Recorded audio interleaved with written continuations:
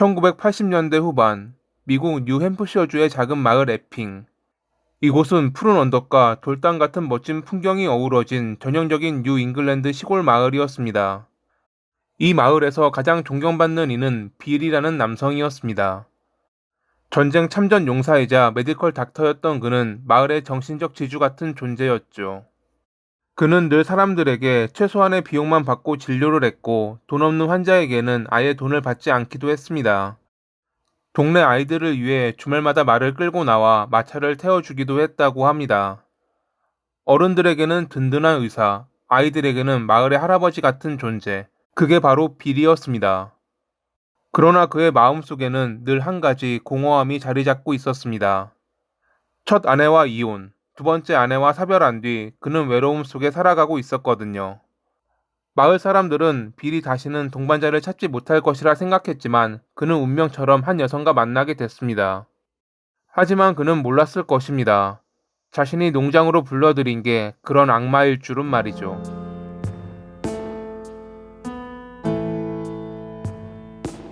1987년 60살이 된 빌은 전국 연예 잡지에 개인 광고를 실었습니다.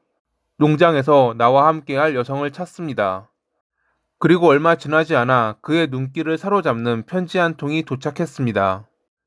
발신인은 쉴라라는 28살의 여성으로 그녀는 편지와 함께 자신의 사진을 동봉했습니다. 사진 속 젊고 매혹적인 여인을 본 순간 그의 마음은 흔들렸습니다. 마을 사람들이 보기에 그는 늘 강인하고 의연했지만 사실 그의 내면은 오랫동안 동반자를 그리워하고 있었죠. 쉴라는 그 빈틈을 정확히 파고들었습니다. 1958년에 엘라베마에서 태어났던 그녀는 어린 시절부터 술에 취하며 난폭해지는 아버지에게 성적으로 괴롭힘 당했다고 주장했습니다. 그녀의 성장 과정은 깊은 상처와 불안정한 성격을 만들어냈습니다. 그러다 보니 성인이 된 뒤에도 그녀는 안정된 삶을 찾지 못했습니다. 결혼 생활은 폭력과 불안정으로 점철됐고 정신병원에 입원한 전력도 있었습니다. 결국 집도 가족도 돈도 없이 노숙까지 했던 그녀는 마지막 수단으로 연애 광고에 눈길을 돌렸던 것입니다. 그리고 그렇게 쉴라는 빌과 연결됐습니다. 나이 차이는 많이 났지만 그는 안정된 직업과 농장, 그리고 따뜻한 마음을 가진 남자였습니다. 그녀는 곧 그의 농장으로 들어와 함께 살기 시작했습니다. 처음에는 마을 사람들도 축복했습니다. 나이든 의사가 젊은 아내를 맞이한 것이라 생각했으니깐요. 그러나 시간이 지나면서 신라의 본성이 드러났습니다. 그녀는 시끄럽고 도발적이었으며 마을 사람들에게 불편한 존재가 됐습니다. 거기다 그녀는 비를 고립시켰습니다. 친구, 가족, 환자들과의 관계도 끊게 만들었죠. 그녀는 재정을 장악했고 이전까지 돈이 없어도 진료받을 수 있었던 병원은 이제 전액을 내야만 하는 곳으로 바뀌었습니다. 마을 사람들이 알던 빌은 더 이상 존재하지 않았고 신라는 그의 묵인 속에서 다른 남자들과도 관계를 가졌습니다. 그녀는 점점 더 난잡한 생활을 했고 마을 사람들은 그녀를 껍질 벗기는 신라라고 불렀습니다. 과거 그녀의 결혼 생활을 살펴보면 이건 당연한 순서였습니다.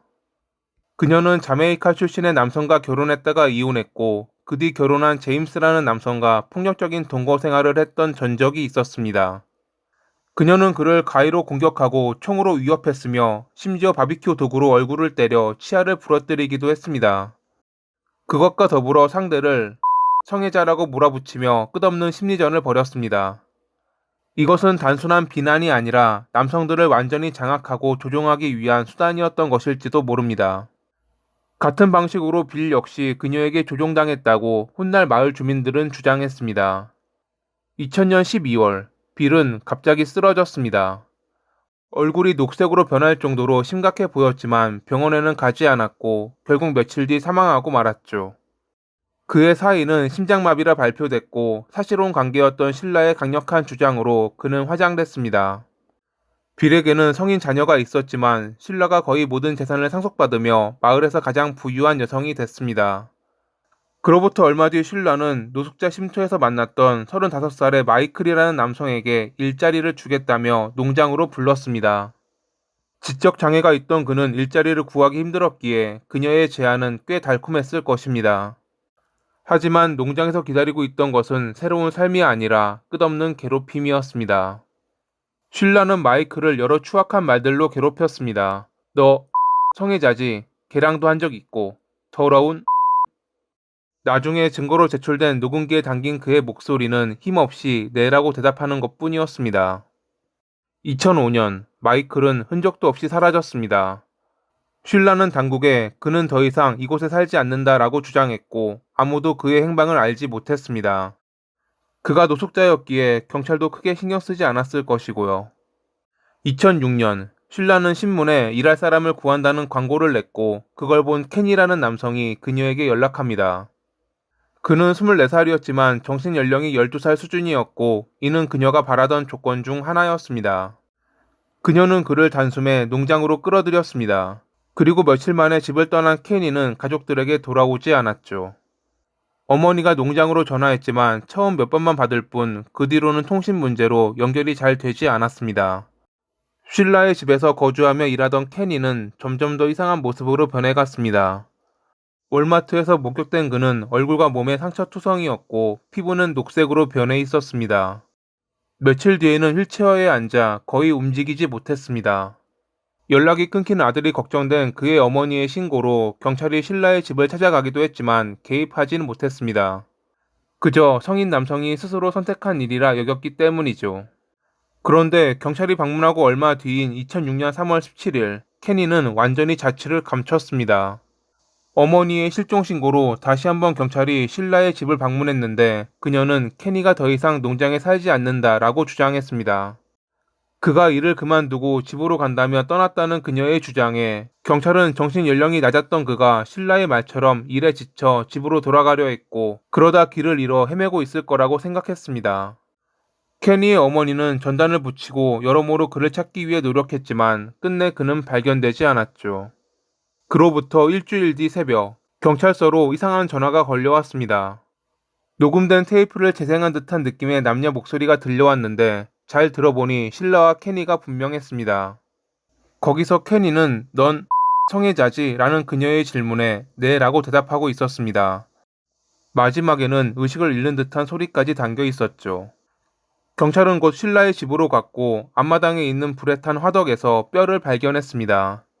어떤 뼈인지 추궁하자 그녀는 태연하게 말했습니다. 그건 토끼뼈예요. 아니면 성애자의 뼈겠죠. 경찰은 충격에 휩싸였지만 증거가 부족해 당장 할 수 있는 것은 없었습니다. 하지만 여러 정황 증거를 바탕으로 영장을 받아 2006년 4월 2일에 결국 그녀는 체포됐습니다. 그녀의 농장에서 나온 물건들은 중요 증거가 됐습니다. 화덕 속의 뼈 조각, 월마트 봉지에 담긴 유골, 집안 곳곳의 혈흔, 정화조 속에서 발견된 뼈, 탄피. DNA 검사 결과 뼈 일부가 마이클과 케니의 것임이 확인됐고 경찰은 그녀가 최소 2명을 살해했음을 밝혀냈습니다. 하지만 다른 뼈들의 신원은 밝혀지지 않았다고 합니다. 더 많은 피해자가 있었을 가능성도 있었지만 그녀는 다른 범행에 대해서는 부인했습니다. 얼마 뒤 열린 재판에서 그녀는 그가 나쁜 사람이라는 녹음도 들려주지 않았냐면서 자신의 범행이 정당한 심판이었다고 주장했습니다. 나는 신이 보낸 복수의 천사다. 세상에서 성애자를 없애야 한다. 변호인 측은 그녀가 분열 정동장애와 망상장애를 앓고 있다고 주장했습니다. 하지만 검찰은 그녀가 자신의 욕망을 채우기 위해 취약한 남성들을 괴롭히고 살해했다고 반박했죠. 배심원단은 심의 끝에 만장일치로 유죄를 판결했고 재판부는 그녀에게 가석방 없는 종신형을 선고했습니다. 그녀의 사건은 뉴햄프셔 역사상 가장 악명 높은 범죄로 기록됐습니다. 사람들은 그녀를 농장의 블랙 위도우라고 불렀죠. 쉴라는 단순 살인자가 아니라 취약한 남성들을 표적으로 삼아 괴롭히고 조종한 연쇄살인범이었습니다. 그리고 오늘날까지도 그녀의 농장에서 발견된 정체불명의 뼈가 누구의 것인지에 대한 의문은 풀리지 않고 있습니다. 언젠가는 모든 의문이 풀리는 날이 오기를 바라며 이만 마칩니다. 오늘도 시청해주셔서 감사합니다.